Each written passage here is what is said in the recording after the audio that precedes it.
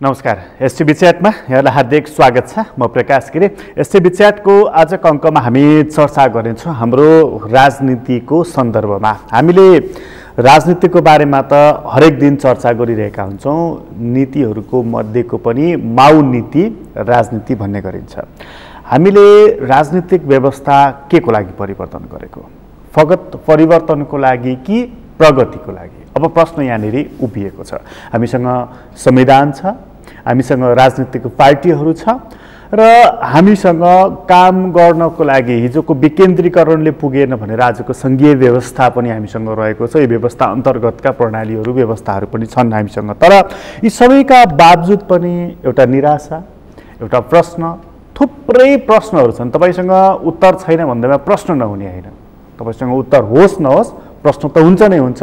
लोकतन्त्र आखिर प्रश्न गर्ने व्यवस्था हो। यो प्रश्न उठाउन पाउनुपर्छ। प्रश्न उठाउनकै लागि नै यो व्यवस्था ल्याइएको। तर प्रश्न उठाइएपछि त्यसको सम्बोधन हुनको लागि पछिल्ला दिनहरूमा ढिलाइ किन भइरहेको छ?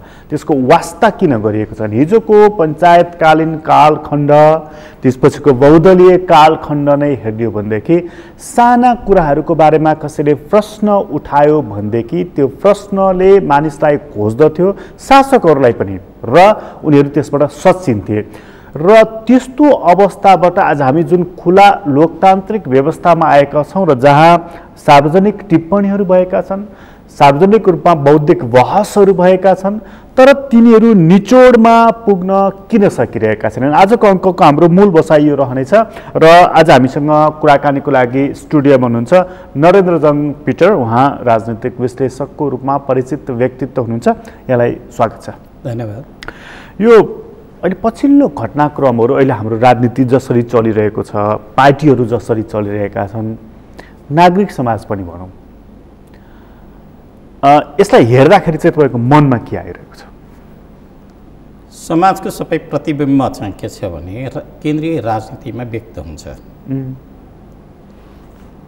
त्यो देख्दाखेरि यो 2 दशक नेपाली समाज जुन तरिकाले गयो, नेपाली राजनीति जस्तो तरिकाले गयो, एउटा शीत युद्धको अवस्थाबाट गयो र शक्तिहरूको बिचको टसलहरूले एक ठाउँमा चाहिँ गएर थेङ्ग्रिन पाएन। त्यो चाहिँ यो 2 दशक राजनीतिक अभ्यास पनि धेरैचोटि, चुनावहरू धेरै भए, संविधान सभाहरू पनि भए, सबै चिजहरू त भए, तर त्यसमा राजनीतिक अभ्यास भने 2 दर्जनभन्दा माथि नेताहरूले गर्न पाएनन्। जहाँसम्म एकाउन्टेबिलिटी जो छ, जो उत्तरदायित्व चाहिँ नेतामा, पार्टीमा, संस्थामा चाहिँ त्यो रहेन। त्यो किन रहेन भन्ने चाहिँ मूल प्रश्न होइन। मूल के भनेदेखि राज्य व्यवस्थाले त के छ भने क्रमभङ्गता गर्यो, एउटा फड्को मार्यो। राजतन्त्रको ठाउँमा गणतन्त्र आयो, एकात्मक शासन व्यवस्थाको ठाउँमा सङ्घात्मक शासन व्यवस्था आयो, धर्म सापेक्षताका नाममा धर्म निरपेक्षता त आयो होइन। तर त्यसलाई चाहिँ आयो त संवैधानिक रूपमा हामीले त स्वीकार गऱ्यौँ, तर त्यसअनुसारका हाम्रा आचार विचार व्यवहार र अभ्यासहरू चाहिँ हामीले गर्न सकेनौँ। गरे त भयौँ। राजनीतिक संस्कृति जो हुन्छ नि, हाम्रा चाल चलन व्यवहार चिन्तन अभ्यासहरू जो कि सबै संस्कृतिभित्र हुन्छन्, राजनीतिक संस्कृतिमा चाहिँ हामीले फड्को मार्न सकेनौँ। यहाँनिर जस्तो तपाईँ अघि जुन उत्तरदायित्वको कुरा गरिदिनुहुन्थ्यो, यो लोकतान्त्रिक व्यवस्था भनेको त उत्तरदायित्व वहन गर्ने व्यवस्था हो नि। त्यो 2टा कुरा रहन्छ। एउटा कुरा चाहिँ इन्स्टिट्युसनहरू सशक्त भएको खण्डमा, र अर्को कुरा के भनेदेखि जुन शक्तिले लोकतान्त्रिक अभ्यास अथवा लोकतान्त्रिक व्यवस्थाको नेतृत्व गर्छन्, उसका आचरण र चरित्रहरू चाहिँ लोकतान्त्रिक भएको खण्डमा उत्तरदायित्व हुन्छ। अब यहाँ चाहिँ 2टा कुरा हामीले देख्छौँ। एउटा अधिनायकवादी राजतन्त्रात्मक व्यवस्था अथवा सैनिक व्यवस्थाहरू जे छन्, तिनीहरूलाई चाहिँ के समस्या हुन्छ भने सधैँ डर 2टा कारणले अनुशासन कायम गर्ने 2 तरिका हुन्छन्। एउटा त जनताको डर, विश्व जनमतको डर, त्यसले गर्दाखेरि म फ्याँकिन्छु, मलाई त टिक्न सकिँदैन कि भनेर उनीहरू राजतन्त्र अथवा सैनिक शासनहरू, अधिनायकवादी शासकहरू, तिनीहरू चाहिँ अनुशासनमा रहन्छन्। डरले। अर्को कुरा चाहिँ किन लोकतान्त्रिक अभ्यास जो हुन्छ त्यसमा एउटै चिजले तपाईँलाई उत्तरदायित्वलाई व्यवस्थित गर्छ, त्यो नैतिक पुँजी जो कि आफैलाई मोरल पावर भन्छौँ नि हामीले। अर्काले के भन्ला, अर्काले भन्नुभन्दा पहिला नै त्यो भन्न सक्ने किसिमको, लाग्न सक्ने किसिमको आरोपलाई पहिल्यै चाहिँ ध्वस्त गराउने, अर्काले के भन्ला भन्ने सक्ने अवस्था नै पैदा नगर्ने हामीलाई धेरै नजिरहरू छन् विश्वमा। त्यसमा शासकहरूले देशप्रति, जनताप्रति, आफ्नै कमिटमेन्टप्रति गरेका चिजहरू यत्रा ठुला ठुला नजिर छन्। त्यो नजिरलाई अर्को पाटोबाट पनि हामीले देख्दछौँ, जो आफ्नै नजिरमा कायम गर्न सकेनन् तिनीहरूलाई इतिहासले दिएको दण्ड पनि हामीहरूका साथमा छ। कम्युनिस्टकै नामबाट शासन सत्ता चलाएको र एउटा अत्यन्तै अफेन्सिभ तरिकाले आएको तपाईँको रुमानियाको निकोलाई चासोसी भन्ने शासक थिए। त्यो चाहिँ अब त्यो तत्कालीन रुसलाई पनि उनी नोटेर र आफ्नै किसिमका विचारलाई त लागू गर्थे। आखिरमा विद्रोहले गएर उनको जुन निशंस हत्या जुन भयो त्यहाँ जनमतले नै उठेर हेर्नुहोस् हैन, त्यो इतिहासका नजिरहरू हुन्। निर्वाचित शासकहरूकै रूपबाट गएका कुनै बेलाका नायकहरू फेरि पछाडि त्यही जनताले गरेका दण्ड हामीहरूका साथमा रहेको के देख्यौँ? हामीले हिटलर र मुसोलिनीलाई देख्यौँ। उनीहरू त आफ्ना लभरहरूसँगै कसैले आत्महत्या गर्नु पर्यो, कसैले चाहिँ मार्यो। भनेपछि उत्तरदायित्व ल्याउनलाई दुईवटा कुरा, एउटा त जन्मकोसँग चाहिँ डराउने कुरा भयो, अनि दोस्रो चाहिँ नैतिकता चाहिँ आफैलाई अर्काले के भन्ला, मैले त यो बोलेको थिएँ छ। अब तपाईँका यी सबै प्रश्नहरूका बिचमा जाँदाखेरि मलाई दुईवटा चिजहरू अहिले आइराखेको छ। एउटा, यो 20 वर्षमा सबैभन्दा नेपाली राजनीतिको क्षय भएको पक्ष के हो त? यहाँ नेताहरूका रूपमा शासकहरू त जन्मिए तर राजनेताहरू जन्मिन सकेका रहन्छन् भन्ने कुरा हामीले यो दुई दशकमा हामीले देख्न सक्छौँ। एउटा विश्वासको क्षय, विश्वासको क्षय र भ्रमको उत्पादन, यो दुई चिज चाहिँ यो दुई दशकको सबैभन्दा ठुलो कुरा। आज कसैले कसैप्रति पनि, कसै संस्थाहरूप्रति पनि, न्यायालयप्रति, पुलिस प्रशासनप्रति, राजनीतिक पार्टीप्रति, नेताप्रति, सरकारप्रति, बालुवाटारप्रति अथवा अरू संस्थाहरूप्रति पनि कसैको पनि विश्वासमा चाहिँ क्षय आयो। मेरो यो चाहिँ विश्वासको क्षय भनेको समाजको र देशको लागि सबैभन्दा दुर्घटनाको साथमा हो। कसले अपिल गर्ने? विश्वासको क्षय भएपछि अथवा विश्वासको कमी भएपछि त्यो क्षयीकरण हुँदै गएपछि चाहिँ के हुन्छ? त्यसको एउटा यस्तो चिजहरू हुन्छ कि त्यहाँ न्याय, कानुन, व्यवस्थाले कसैले काम गर्दैन, केहीले पनि काम गर्दैन। मानिसहरू त्यो विश्वासको क्षय बढ्दै गइसकेपछि डर भन्ने शक्ति जो हुन्थ्यो नि, डरको डर पनि हराउँदै जान्छ। एउटा जो मानिसहरूको एउटा धर्मको, कर्मको, न्यायको, कानुनको, समाजको जो डर हुन्छ नि, डर भन्ने चिजै डराएर भइसकेका हुन्छ मान्छेले। त्यसपछि समाज के हुन्छ भन्नुहुन्छ भने एउटा अराजकताका साथमा हुन्छ। यहाँ के भने कसैले एउटै चिजले मात्रै तपाईँलाई त्यस बेलासम्म काम गरेर देखिन्छ, रूपमा एउटा हुन्छ, वास्तविक सारमा एउटा हुन्छ। उसले चाहिँ के देख्छ भन्नुहुन्छ भने आश र त्रासले चाहिँ सञ्चालन हुन्छ। जो जति पनि अहिले देख्दाखेरि त राम्रो छ भनेर त्यो तपाईँको जस्तो आश र त्रासले सञ्चालन हुने भनेको त त्यो त लोकतान्त्रिक परिपाटी र संस्कार होइन। त्यो त जस्तो तरिकाले विश्वासको क्षयीकरण भन्यौँ नि हामीले। विश्वासको क्षयीकरण त जनमतबाट प्राप्त हुन्छ र सबै चिज त्यसको लागि इन्स्टिट्युसन हुन्छन्। संसद हुन्छ, न्यायालय हुन्छ, अरू चाहिँ जस्तो तरिकाले संवैधानिक अङ्गहरू हुन्छन् र अनि पार्टी हुन्छ, त्यहाँ चाहिँ पार्टीगत कमिटीहरू हुन्छन्। त्यसले चाहिँ विश्वास आर्जन गर्दछ। त्यो आर्जनमा जुन तरिकाको क्षय हुन्छ त्यसपछि डर खत्तम हुन्छ। देखाउँदाखेरि रूपमा देखिँदाखेरि लोकतन्त्र भने पनि शासन व्यवस्था चाहिँ के छ भने दुईटा रूप दिन सकिन्छ। एउटा हामीले चाहिँ बनाना रिपब्लिक भन्न सक्छौँ। बनाना रिपब्लिक भनेको दक्षिण अमेरिकामा होन्डुरास इक्वेडोरहरूमा जो सुरुवात भएको थियो 1904 मा चाहिँ ओ हेनरीले यसको नामाकरण गरे। त्यो चाहिँ देख्दाखेरि त्यहाँको शासन सत्तालाई नै लिएर पर्दा पछाडिबाट शासन चलाउने विदेशी शक्तिहरू कर्पोरेटहरू ठुला इन्डस्ट्रियलहरूले चलाउँदछन्। त्यसलाई चाहिँ बनाना रिपब्लिक भन्छन्। हेर्दाखेरि आवरणमा सबै कुरा आवरणमा सबै चिज छ, तर चलाउने चाहिँ त्यो देशले चलाउँदैन। यसलाई बनाना रिपब्लिक। अनि अर्को एउटा चिज छ, त्यो संसारमा कसैले पनि म देश चाहिँ बनाना रिपब्लिक पनि कसैले भन्दैन। त्यो रूपमा देखिने चिज हो। त्यो चाहिँ विश्लेषकहरूले भन्ने कुराहरू हो, अनुभूतिकर्ताहरूले भन्ने कुरा हो। कुनै देशमा समाजवाद, साम्यवाद, प्रजातन्त्र, लोकतन्त्र भनेर जे शब्द राखे तापनि बनाना रिपब्लिक हुँ म भनेर कसैले पनि भन्दैन। एक। दोस्रो कुरा चाहिँ जे नाम दिए पनि अहिलेको अवस्था हामीले देख्दछौँ यसलाई क्लेप्टोक्रेसी भनेर हामीले दिन सक्दछौँ। यो क्लेप्टोक्रेसी के हो त भन्दाखेरि रूपमा त जय नेपाल र लाल सलाम भनेर सत्ता तलिन्छ हैन, अनि त्यताबाट पार्टीका साइनबोर्डहरू पनि यस्तै तरिकाले हुन्छन्।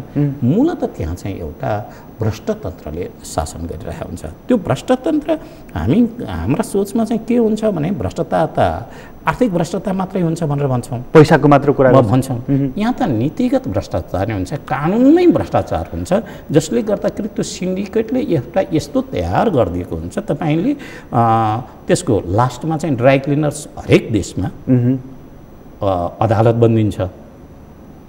त्यो अपराधको ड्राई क्लिनर्स हाम्रो देशमा पनि त्यो चिजहरू देखिया छ। र समस्या सफाई गर्ने राम्रो छ भने अनि धोबीघाट भनौँ न हामीले हैन, यसलाई चाहिँ क्लेप्टोक्रेसीहरू भन्छन्।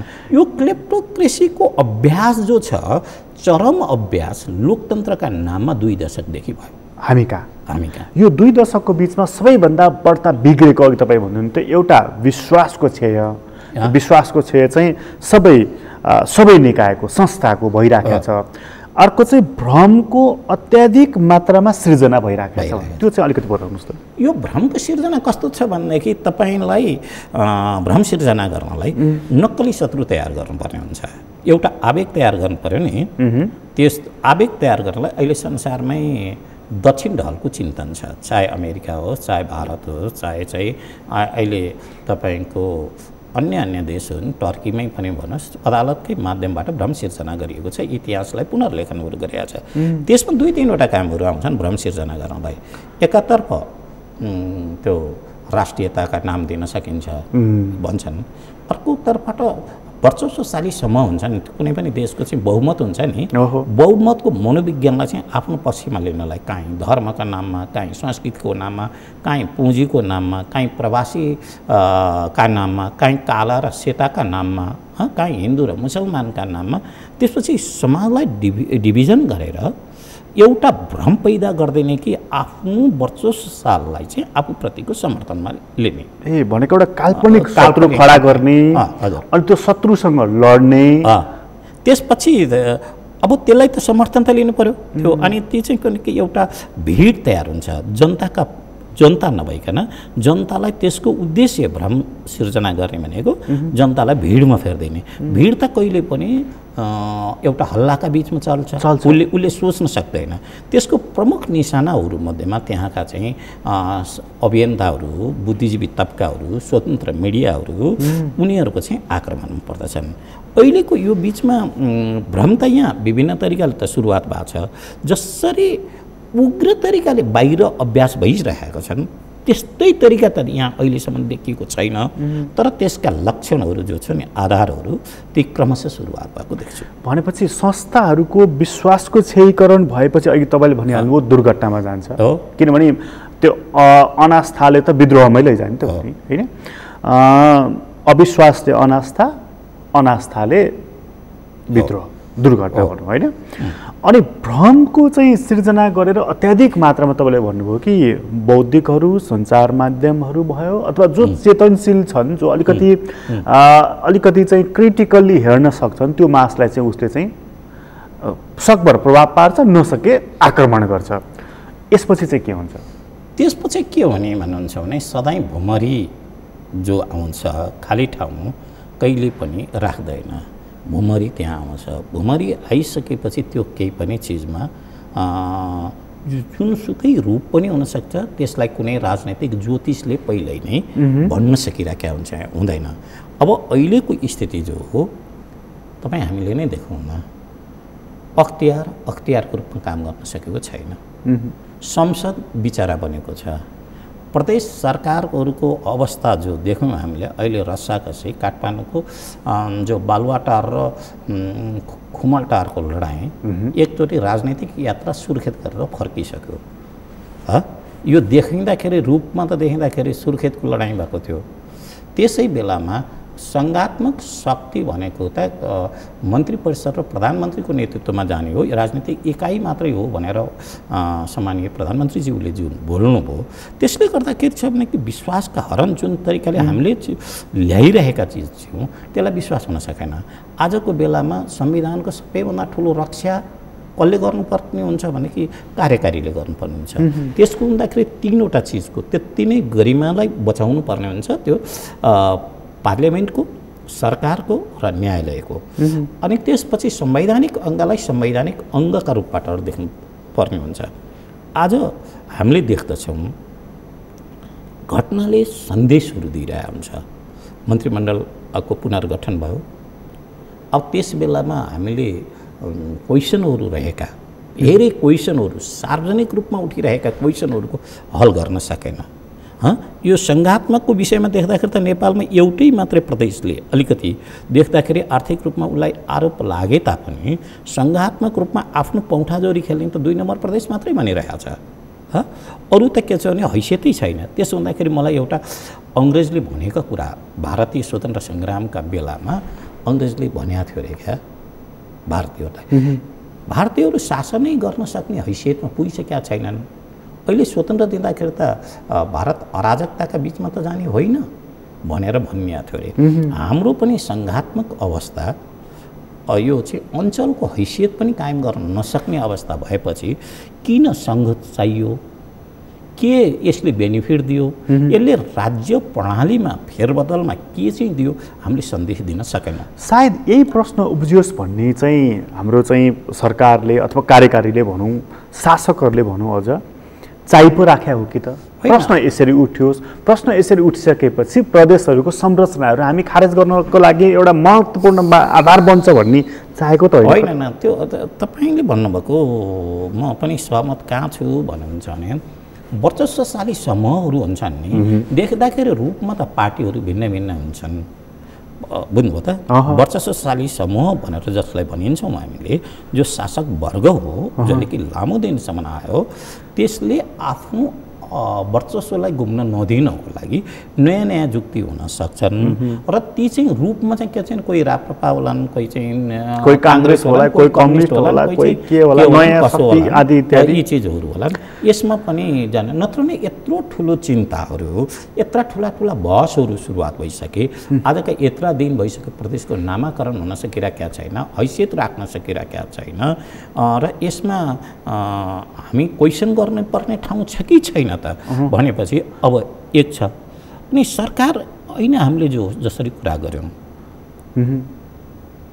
आफ्नो उत्तरदायित्वबाट हट्ने जुन चिज देखियो नि अहिले सबैभन्दा ठुलो कुरा सरकारलाई एउटा ठुलो चिन्न सक्ने अवस्था कोरोनाले ल्याइदिएको छ। कोरोनाले अहिले सिधै तरिकाले अहिले गभर्मेन्टले भनिसक्यो तिम्रो अब इलाज तिमीले गर्न सक्दैनौ, हामी स्टेटले जिम्मेवारी, तिम्रो इलाज हामी गर्न सक्दैनौ, तिमी तिम्रो परीक्षण पनि गर्न सक्दैनौ, नागरिकको जिम्मेवारी स्वयं तिमी आफैले लिनुपर्दछ।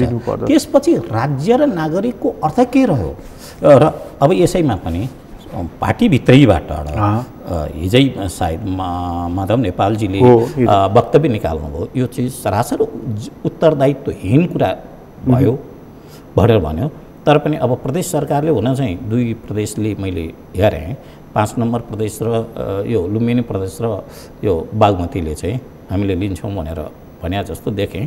तर पनि केन्द्रीय सरकारकै आधारबाट देशको राजनीतिक संस्कृति, पार्टीहरूको अवस्था यो चिज छ भनेदेखि अहिले कोरोना चाहिँ कतिपय राजनीतिक शक्तिहरू र विशेष गरेर सरकारलाई यो वरदान भएको छ। आफूमाथि आएका सङ्कटलाई विषयान्तर गर्नलाई अथवा अन्यन्त्र मोड्नको लागि यो वरदानसँगै उसको लागि एउटा खतराको घन्टी पनि बजिराखेका छन्। जस्तो चाहिँ अघि चाहिँ तपाईँले भन्नुभयो, परीक्षण गर्न सक्दैनौँ, उपचार गर्न सक्दैनौँ, कथम कदाचित मृत्यु भइहालेमा कोरोना सङ्क्रमितको त्यो लासको हामी आफै व्यवस्थापन गरेर तिमीहरूले त्यो पनि उसले जुन भनिराखेका छ।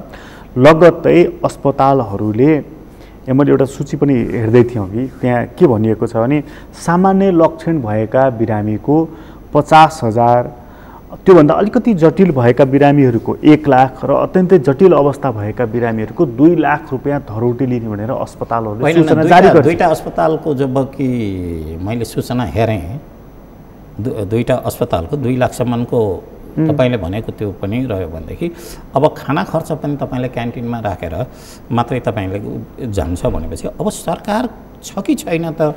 छ भने कुन हैसियतमा छ? के सरकारको काम चाहिँ नागरिकता दिने, पासपोर्ट दिने र जन्म मृत्यु दर्ता गर्ने मात्रै उसको दायित्व हो कि एउटा नागरिकको अभिभावक बन्ने हो? यस बेला सरकार छ कि छैन? अथवा यो सरकारलाई पठाउँदाखेरि, रक्षा गर्दाखेरि, बचाउँदाखेरि, निरन्तरता दिँदा उसलाई लाल सलाम र जय नेपाल भन्दाखेरि मेरो दायित्व चाहिँ एउटा नागरिकको दायित्व के हुन्छ? म नागरिकबाट प्रजा त कतै भएको छैन। म मेरो जिम्मेवारी एउटा देशको नागरिकको हैसियतबाट क्वेसन गर्ने अवस्था हो कि होइन त? यो क्वेसन गर्ने कुरा गर्दा चाहिँ मैले एउटा पढ्दै थिएँ, एकजना नागरिकको बडा बौद्धिक व्यक्तित्व हुनुहुन्छ, त उहाँले के प्रश्न गर्दै हुनुहुन्थ्यो अरे अहिले जस्तो सांसदहरूले भत्ता फिर्ता गरेको यस्ता चर्चाहरू फन्डाहरू चलिराखेका छन् नि, जबकि अघिल्लो वर्ष उहाँहरू चुपचाप गोजीमा हाल्नु, यसपटक मिडियामा न्युज आएपछि फिर्ता गरेँ भन्ने खालको जुन फन्डाहरू भइरहेको छ, यदि फिर्ता गर्ने नै हो भनेदेखि, फिर्ता गर्ने नै अहिलेको प्रचलन चलिराखे, हावा चलिराखे हो भनेदेखि मैले अस्ति दिएको मत फिर्ता लिन्छु, लौ न कहाँ मैले फिर्ता लिने भनेर प्रश्न गरिदिनुहुन्छ। यो फिर्ता लिने ठाउँ कहाँ आउँछ? होइन, एकदम ठुलो कुरा गर्नुभयो। फिर्ताको विषयमा लोकप्रियतावाद जहिले पनि किन राजनीतिमा विचार र व्यवहार भन्दा भने लोकप्रियतावाद ज्यादा जब हाबी हुन्छ त्यस्ता उटपट्याङ कुराहरू चाहिँ ज्यादा हुन्छन्। जस्तो तरिकाले एकजना नेताको विषयमा मैले हेरेँ, उहाँको हिजो एउटा विज्ञप्ति, भत्ता फिर्ता गरेको विज्ञप्ति त उहाँले दिनुभयो, तर पनि उहाँको प्रतिष्ठानमा करोडौँ रुपियाँ चाहिँ उहाँले चाहिँ जुन लिएर जानुभएको त्यसलाई त फिर्ता गर्नुभएको देखिएको छैन। एकातर्फ फिर्ता गर्ने त एउटा संस्थागत रूपबाट फिर्ता गरेको त देखिन्छ, अर्कोतर्फबाट सम्बन्धित बिट हेर्ने पत्रकारहरूलाई नै एउटा खामबन्दी तरिकाले पुगिरहेको पनि हामीले देखिन्छ। त्यसो भन्दाखेरि जो कि दायित्वपूर्ण कुराहरू हामीहरूले राख्छौँ भने लोकप्रियतावादको चाहिँ बाट जाने अहिले ती सांसदहरूले पैसा फिर्ता गर्नुको बदलामा नीति र कार्यक्रमका साथमा तिमीले लिएर आऊ। कोरोनाको महासङ्कटमा देश फसिसकेको छ, विशेष अधिवेशन कायम गर र हाम्रा कुरा सुन। हाम्रो राज्यप्रतिको दायित्व चाहिँ हामीले सदनको रोस्टमबाट हामीले व्यक्त गर्दछौँ।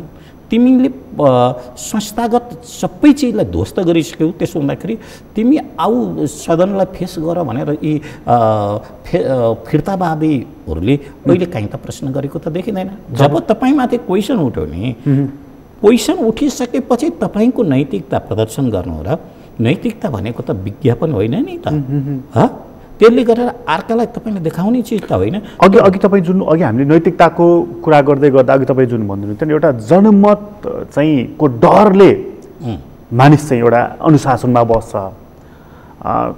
वैदेशिक हस्तक्षेपको भनौँ अथवा चाहिँ घरेलु शक्तिहरूको चाहिँ डरले भनौँ अथवा पार्टीभित्रको आन्तरिक समीकरणको डर, यो डरले अहिलेको हाम्रो सरकारलाई यति डर छ कि छैन? अथवा आत्मअनुशासन संस्कारको कुराहरू होइन, म नागरिकको कुनै पनि दायित्व निर्वाह जिम्मेवारी लिन्न भनेको त तपाईँले अनुशासनमा बसेको, डर मानेको, संस्कार मानेको त कहाँ देखियो त? तपाईँले गजब किसिमको प्रश्न गर्नुभयो। आउँदो किसिमको सङ्कटको पूर्वानुमान सत्ता र सत्ताका नजिक रहेका अथवा सुझाव दिनेहरूलाई केही थाहा छैन। त्यसले गर्दाखेरि शक्तिको एउटा चरित्र के हुन्छ भने जहिले पनि मैमत्त हुन्छ र विरोधी र विपक्षका कुराहरू उसलाई काउन्टर पञ्च हुन्छन्। नाकमा हानेको गुस्सा भन्छौँ नि हामी। त्यसो हुँदाखेरि सङ्कट आएको छ तर शक्तिमा बसिसकेपछि ती मान्छेलाई उठ्दैन। जस्तो कि सायद बहादुर शाह जफर नै होला, उसमा भारतका अन्तिम नवाब हो। जबकि अङ्ग्रेजले घेराबन्दी गरिसक्यो, घेराबन्दी गर्दाखेरि पनि उनी भागेनन्। किन भागेनन् त भने उनलाई जुत्ता लगाइदिने मान्छेहरू चाहिँ थिएनन्। उसलाई के भने सङ्कटको पूर्वाभास भएन। अब तपाईँको लास्टमा चाहिँ ज्ञानेन्द्रको सत्तालाई बाहिर लिएर जान लाग्दाखेरि उहाँमा यति दम्भ रह्यो कि मेरै आधारमा संसार चलिरहेको मात्रै देख्नु हो।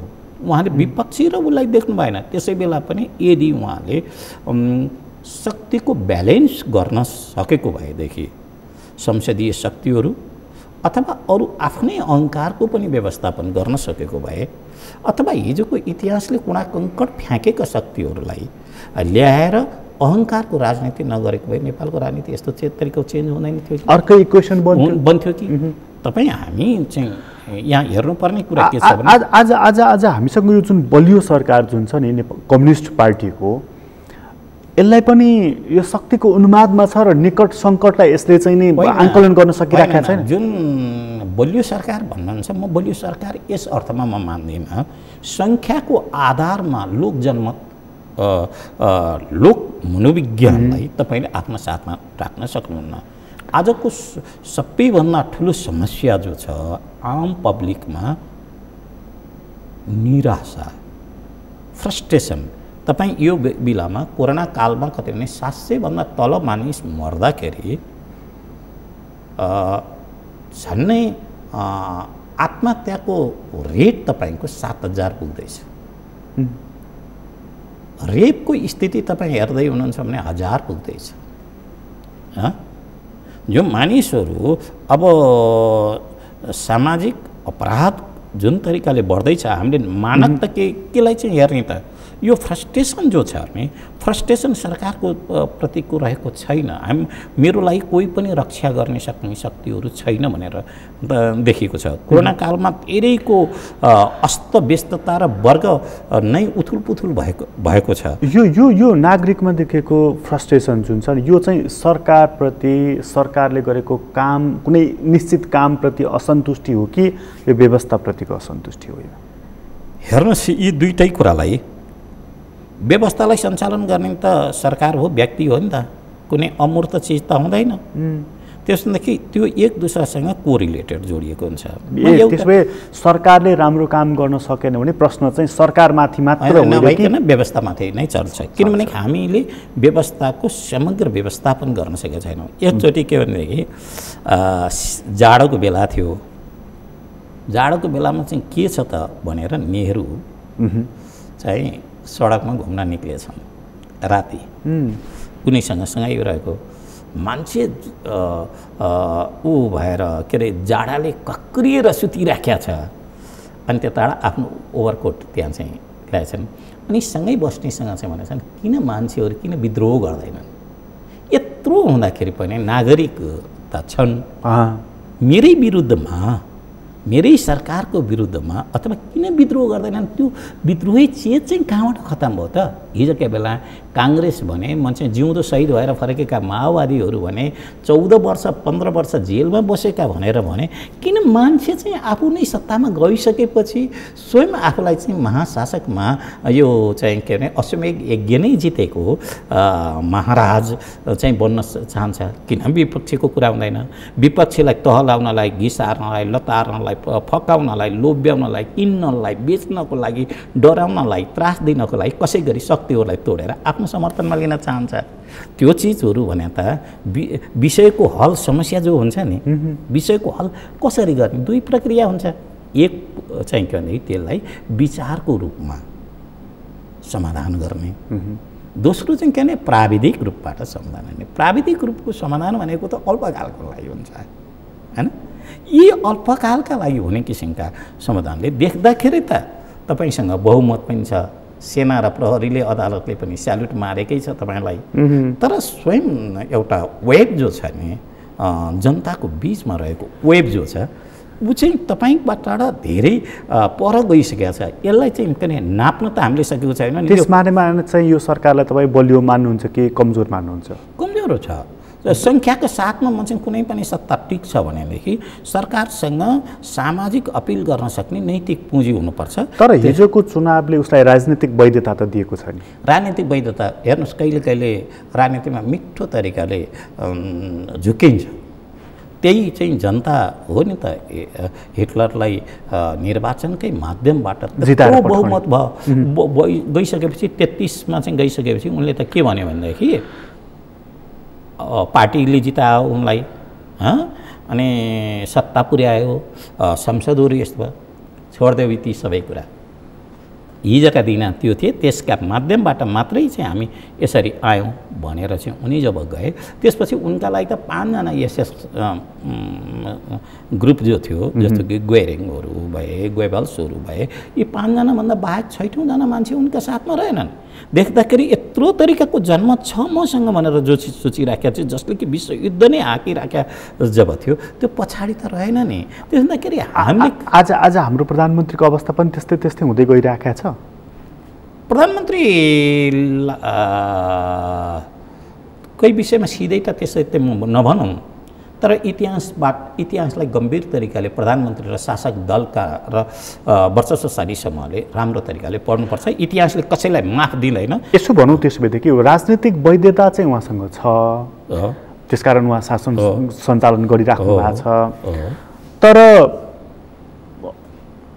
वैधताको त अर्को पनि स्वरूप छ नि, नैतिक पुँजी भने जस्तै जनमतले के भन्दछ, आम जनताको विश्वास कति जित्न सकेको छ भन्ने अर्को महत्त्वपूर्ण काम हो नि त, होइन, कुरा हो नि त। राजनीतिक वैधतासँगै पब्लिकको मन चाहिँ यो सरकारले जित्न सकेका छैन। त्यसो भएदेखि त्यस मानेमा चाहिँ कमजोर भयो। यसलाई उहाँले बचाउनको लागि प्रधानमन्त्रीज्यूको एउटा नयाँ अभ्यास अहिले मैले देखिरहेको छु। जुन तरिकाले पार्टी एकता गर्नुभएको थियो नि, अहिले हिजोकै तरिकाले एमालेमा उत्तेजक भाव ल्याएर माओवादीलाई आक्रमण गर्ने र साइजमा ल्याउने यो समस्या सबै पैदा गरेको छ। आक्रमण गरेर साइजमा ल्याउने भनेको पार्टीबाटै खेद्ने कि त्यही भित्रै कमजोर बनाएर राख्ने? दुईटा चिजहरू एकैचोटि कमजोर।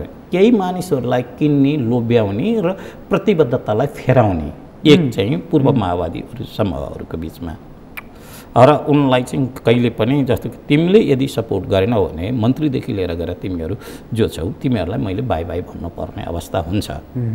एक तरिकाले त्यो छ। त्यसो हुँदाखेरि एकजना पूर्व माओवादी नेताले त के भन्नुभयो भनेदेखि मैले त लिगेसी नै छोड्या हो नि त भनेर भनिसक्नुभयो, होइन। एक त्यसो छ। दोस्रो कुरा गरे गलाउने, थकाउने, प्रलोभित गर्ने मनोविज्ञानका साथमा दुई छ। अनि बनिरहेको समीकरणलाई तोड्नको लागि जस्तो कि हिजोका समीकरण तोड्नको लागि अलग तरिकाले ल्याउने।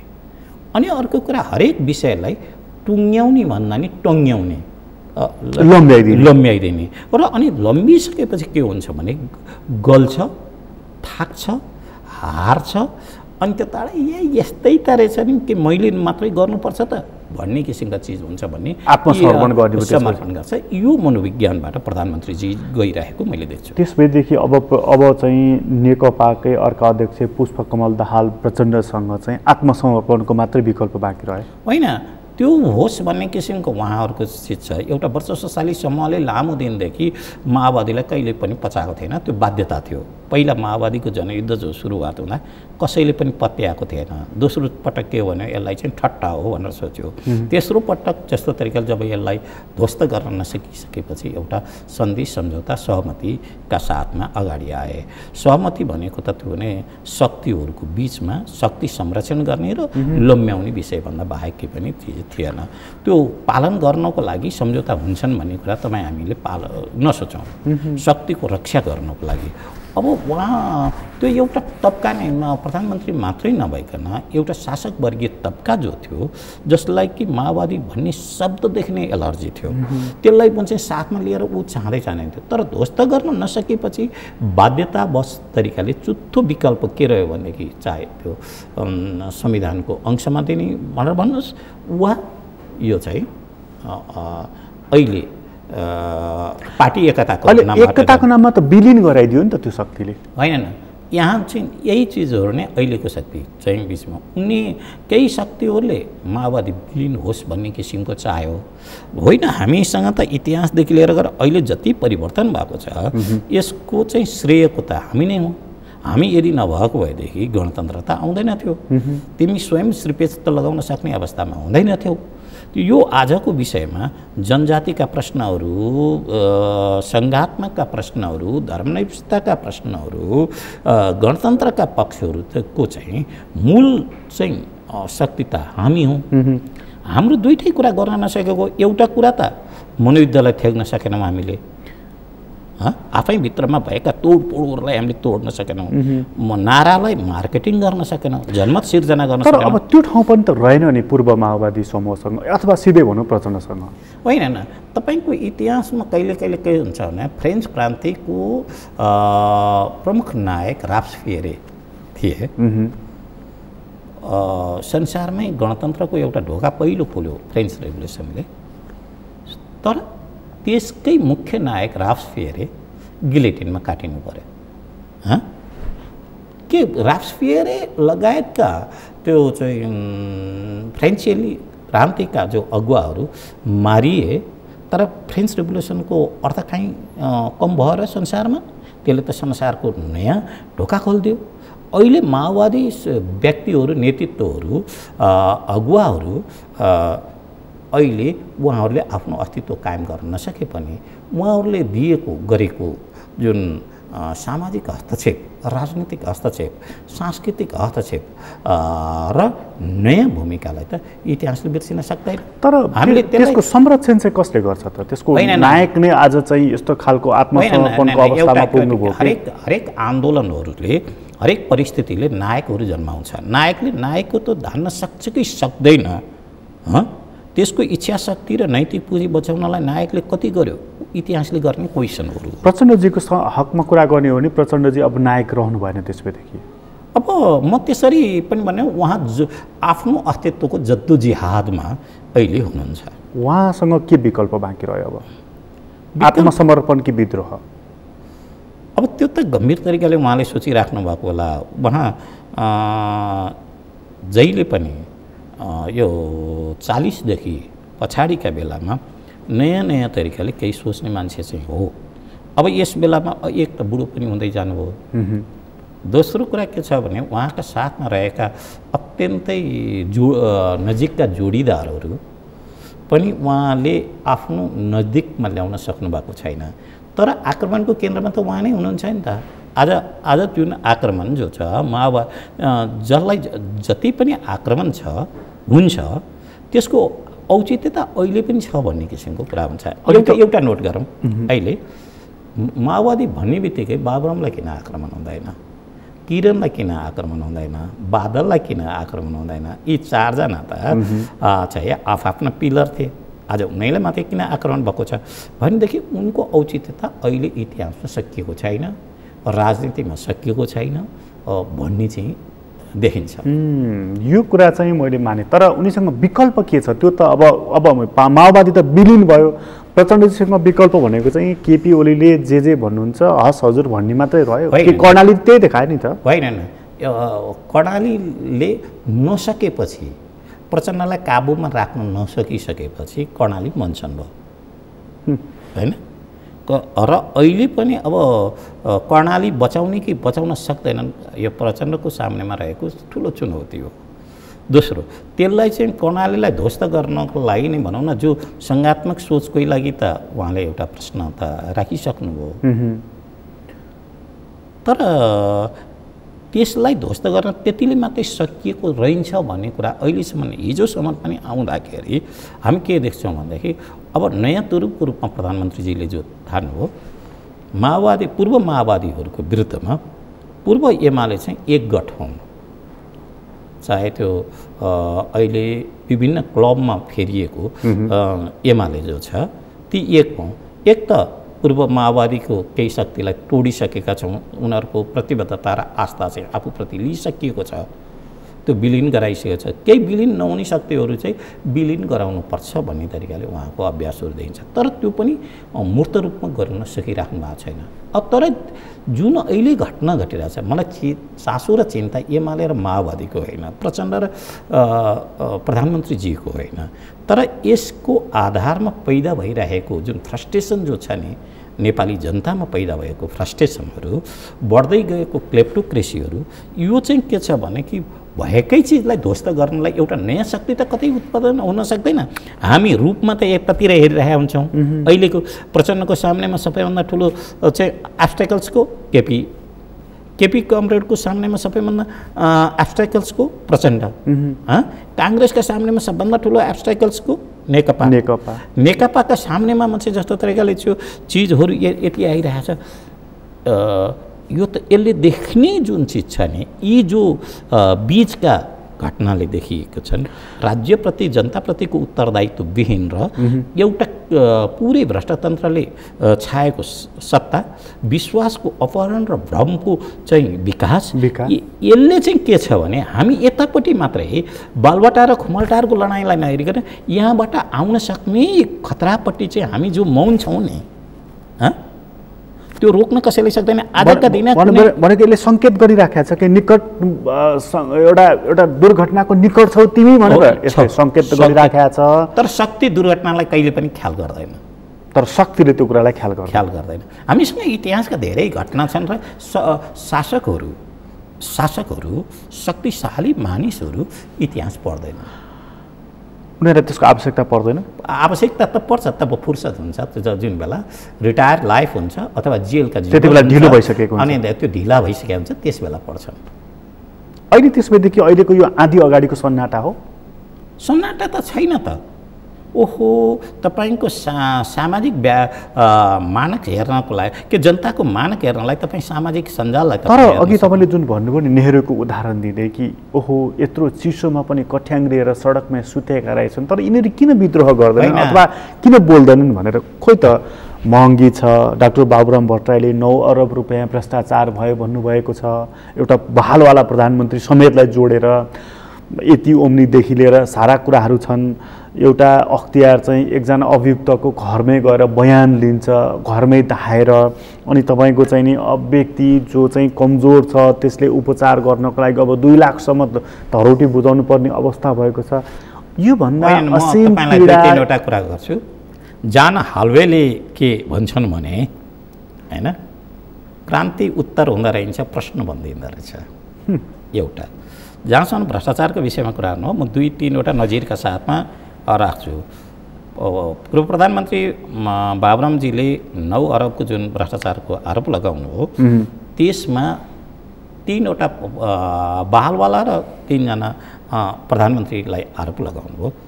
त्यसको न जवाब दायित्वपूर्ण भनेका छौँ नि, हामी विश्वासका त हामी चर्चा त अगाडि बढाएका छौँ नि। त्यसपछि उनीहरूले त्यसको जवाब दिएका छैनन्। उहाँ त प्रधानमन्त्रीले अथवा शेरबहादुर देउवाले एउटा वक्तव्य निकाल्नुभयो, प्रधानमन्त्रीले भाषणै पनि गर्नुभयो, यो भ्रमपूर्ण कुरा हो। होइन, भ्रमपूर्ण कुरा हो। तिमीले ल चुनौती देऊ न कहाँ हो भनेर उहाँहरूले दिनुपर्ने एउटा हुन्थ्यो। अनि अर्को पूर्व प्रधानमन्त्री भइसकेको मानिसले ल मसँग यो डकुमेन्ट छ, ल अख्तियारलाई हामीले भन्यौँ, ल सार्वजनिक अपिल गर्छु भने कि मिडिया कन्फरेन्सको रूपबाट भट्टराई जान सक्नुहुन्थ्यो।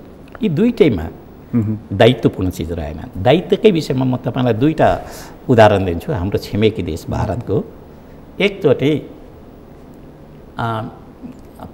लालबहादुर शास्त्री, पूर्व प्रधानमन्त्री लालबहादुर शास्त्रीका छोरा हरिकृष्ण शर्मालाई के आरोप लागेछ भनेदेखि व्यापारीहरूसँग चाहिँ बसेको। यो कुलदीप नैयरको पुस्तकमा छ है यो। अनि आरोप लाग्यो। आरोप लागिसकेपछि हरिकृष्ण लालबहादुरले के भन्यो भनेदेखि जबसम्म यो आरोपको छानबिन हुँदैन तबसम्म प्रधानमन्त्री निवासमा तिम्रो प्रवेश निषेध भनेर भन्नुभएको थियो आफ्नै छोरालाई। उहाँ लेलाइनको इन्जिनियर हुनुहुन्थ्यो हरिकृष्ण। एकैचोटि लेलाइनले धेरै ठुलो पैसा दिएछ। त्यो बेलामा औकातभन्दा 5 गुणा महँगो ज्यादा तलब दिएछ। अनि लेलाइन अथोरिटीलाई बोलाएर तिमीले आफ्नो साइजमा जो अरू स्टाफलाई दिन सक्छौ त्यति दिन्छौ भने हुन्छ, नत्र यो त अवैधानिक तरिकाले प्रधानमन्त्रीलाई प्रभाव पार्नलाई ल्याइएको हो भनेर भनेछन्। अर्को एउटा उदाहरण म तपाईँलाई दिन्छु। विजयलक्ष्मी पण्डित आफै स्वतन्त्र सेनानी हुनुहुन्थ्यो, नेहरूजीको बहिनी र राजनयिक, ठुलो राजनयिक। त्यो बेला सिमला गेस्ट हाउसमा उहाँ बस्नुभएछ। बस्दाखेरि के भयो भनेदेखि 2500 रुपियाँ त्यो बेलाको झन् यो 48 को कुरा हो, 2500 त्यो बेला धेरै ठुलो अर्थराज थियो। त्यो पैसा नतिरिकन बाहिर निक्लिनु भयो। निक्लिसकेपछि तत्कालीन पन्जाबका मुख्यमन्त्रीले पण्डित नेहरूलाई, प्रधानमन्त्रीलाई, त्यो बेलाको शक्तिशाली प्रधानमन्त्रीलाई, तपाईँको महिना मान्छे विजयलक्ष्मीले त त्यहाँको पैसै तिर्नु भएको छैन 2500। त्यसपछि नेहरूजीले के भने 5वटा चेक महिनाको काट्ने गरेर त्यो अब नेहरू स्वयं 2500 तिर्नलाई त असक्षम त हुनुहुँदैन थियो। त्यसले के सङ्केत दिएर सन्देश दिन चाहनुभएको त्यो मलाई चाहिँ थाहा छैन। त्यसपछि 5वटा चेक चाहिँ भनेको 5 महिनाभित्र 5 महिनाभित्रमा काट्ने तरिकाले उहाँले दिनुभयो। मानिसहरू जबकि तपाईँमाथि क्वेसन उठ्छ नि, जब सार्वजनिक पदमा रहेको व्यक्तिमाथि कुनै किसिमका क्वेसनहरू उठ्छन्, विश्वास आर्जन, हाम्रो लामो कुराहरू छलफल हो, विश्वास तब मात्रै आर्जन हुन सक्छ। त्यसको लागि त जवाब चाहिन्छ। तपाईँ जवाबदेही हुनु पर्यो। जवाबदेही हाम्रै पनि त दरबारले, हामीले जुन अधिनायकवादी भनेको सामन्ती भनेको दरबारले पनि त अधिराज कुमार पदवी खोसेको होइन र? होइन, त्यसबेला दुईटा थियो। दरबारलाई मैले ऐन पनि फेरि भनिसकेको दोहोरो हुन्छ, जनताको डर थियो मेरो विरुद्धमा विद्रोह होला कि भनेर भन्ने किसिमको हो। म अघि चाहिँ तपाईँलाई नसोधिकन बचाएर राखेको प्रश्न नि, एउटा अधिनायकवादी सत्तालाई त जनताको डर हुन्छ भने लोकतान्त्रिक सत्तालाई नहुने भने? लोकतान्त्रिक सत्ताको रूपमा रहेपछि त्यस बेलासम्म डर हुन्छ जब त्यसले चरित्रमा रूपको चाहिँ लोकतान्त्रिक हुन्छ र व्यवहारमा चाहिँ उसले चाहिँ के भनेदेखि यसलाई कसरी यति कडा शब्द त नराखौँ तर पनि फाँसीवाद उन्मुख सत्ता भनेर भन्छन् क्या। यस्तो अवस्थामा यही त शब्द म नराखौँ फेरि। त्यस्तालाई कुनै निर्वाचित तानाशाहको रूपमा जब डेभलप हुन्छ त्यस बेला कुनै अर्थ रहँदैन, कसैको डर हुँदैन। अनि त्यो बेला डर हुन्छ जुन बेला चाहिँ समय घर्किसकेको हुन्छ। बडा गम्भीर कुरा गर्नुभयो तपाईँले। जब लोकतान्त्रिक सत्ता निर्वाचनको पद्धतिबाट त्यसको परिणामको ब्याज खाँदै ऊ सरकार सञ्चालन गर्छ, अघि तपाईँले भनिहाल्नुभयो शक्ति भएपछि शक्तिलाई इतिहासको पनि डर हुन्न, पढ्नु पनि पर्दैन उसले, परिणामको डर पनि उसले राख्दैन र ऊ बिस्तारै अलोकतान्त्रिक हुँदै जान्छ। र त्यो अलोकतान्त्रिक हुँदै गएपछि त्यो सरकारलाई जनमतले ढाल्छ कि जनविद्रोहले ढाल्छ? कतिपय चिजहरू एउटा फेरि इतिहासको एउटा प्रसङ्ग चाहिँ हिटलरको प्रसङ्ग ल्याउन चाहन्छु। हिटलरले एक दिन आफ्नो चाहिँ सदनमा एउटा कुखुरो लिएर गए। त्यसको सबै किसिमका त्यो रङहरू प्वाखहरू निकालिसकेको कुखुरो लिएर गए। कुखुरो लिएर गइसकेपछि मकैको दाना चाहिँ अगाडिपट्टि राखिदिए। उसको त पखेटा त सबै खत्तम भएको थियो तर ऊ चाहिँ गएर मकै खान थाल्यो। सामान्य चिज तपाईँलाई दिनुहोस् त्यो दुःख बिर्सिन्छ मानिसहरू भन्छन्। त्यसो हुँदाखेरि जनविद्रोहहरू यस्ता बेलामा आउँछन्। तर पनि हामीहरूका बिचमा के छ भने इतिहासको 70 वर्षको इतिहासमा चाहिँ कसो भने 10 वर्षमा एउटा नयाँ वेभ निक्लिने कुनै न कुनै बहानामा निक्लिने गरे थियो विगतमा। तर यो 2 दशक मौनताका दशकहरूका बिचमा गुज्रिए। यस पछाडि या त लोकतन्त्रका नाममा लट्ठिएर जनमतका साथमा भएको छ या त आफ्ना नेताहरूप्रतिको अझै विश्वासहरूका साथमा यस्तो चिज छ कि विश्वास अन्धविश्वासमा फेरियो भने नि, अन्धविश्वासले बिचमा गयो भने त्यससँग क्वेसन आलोचनात्मक चेत रहँदैन। जे गर्दाखेरि पनि त्यो त भक्त भइहाल्यो। त्यो होइन, त्यही त अन्धभक्तको रूपमा जान्छ। यी सबैका चिजमा जान सक्छ, यो जे चिज पनि हुनसक्छ। यही हुन्छ भन्ने सक्ने अवस्था छ नि, तर राम्रो हुन्छ भन्ने अवस्था आजको स्थितिले देखाउँछ। आजको स्थितिमा जो सङ्केत र सन्देश दिइरहेको छ आज त्यसले राम्रोको सङ्केत दिएको छैन। म निराशा मान्न छैन, यो निराशाबाट बाहिर निक्लनको लागि जिम्मेवार शक्तिहरू चाहिँ आउन्, नत्र नै उनीहरू दुर्घटनामा पुग्न सक्दछन् भनेर चेतावनीको लागि सम्झाएको मात्रै हो। यो निराशा बाँड्न चाहेको होइन। हस्, तपाईँलाई धेरै धेरै धन्यवाद। हस् त, धन्यवाद। आदरणीय दर्शकबिन, तपाईँलाई पनि धन्यवाद। आज हामीले कुराकानी गऱ्यौँ नरेन्द्रजङ पिटरसँग। उहाँसँगको कुराकानीहरूलाई यति नै। एसटिभी च्याटबाट म प्रकाश गिरीलाई बिदा दिनु। सगरमाथा टेलिभिजन हेर्दै गर्नुहोला। नमस्कार।